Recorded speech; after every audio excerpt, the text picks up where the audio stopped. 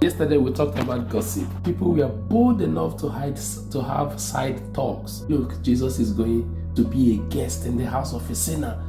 They were muttering and gossiping among themselves. I was thinking that they would be scared of Jesus, but they weren't. But today, let's talk about response to gossip. There are two basic schools of thought as far as response to gossip is concerned. There are those who believe that if you take away oxygen from fire, the fire will go off naturally, and that is true. And by taking away oxygen from fire, they are of the school of thought that says you should not respond to gossip, to scandal. But there's other school of thought, those who think they have a point to prove. They want to go out of their way to state their own facts and to respond to those who are gossiping them. Now, this constitutes the two major schools of thought as far as reaction or response to gossip is concerned. Now, did Jesus respond to the people who gossiped? We're going to find out real quick.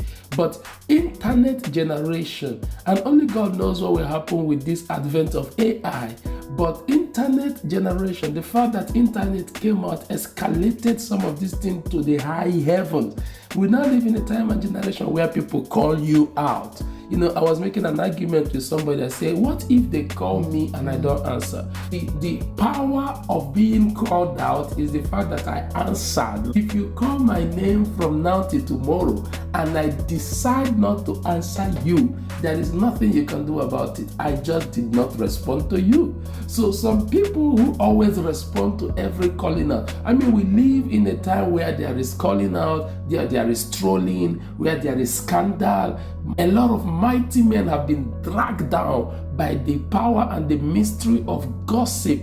But remember, if you call me Samuel and you call it from now till tomorrow and I decide not to respond to you, you are the one who will look like a fool, because everybody around will be wondering, who is he calling when nobody is responding? You give these people power or energy or relevance because you respond to every call.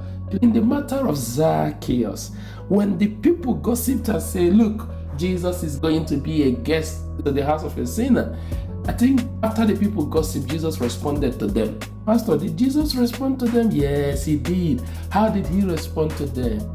Jesus said, today salvation has come to the house of this man. He said, because look, he too, T-O-O.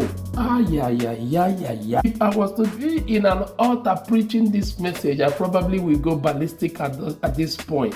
Because since we started, you guys have been talking about him. You guys have called him a sinner. You have called him a publican. You have called him a tax collector. You have called him a never do well. You have written him off, ostracized him. You have made him an outcast. But Jesus said, he too. I don't know who it is at the sound of my voice listening to me, but you too, if somebody else got the blessings of the Lord, you too deserve the blessings of the Lord. That was Jesus responding to the gossipers. That was Jesus responding to people calling them out and trolling them. Jesus said, if I healed somebody yesterday, he too deserves a visit from me. Thank you, Father.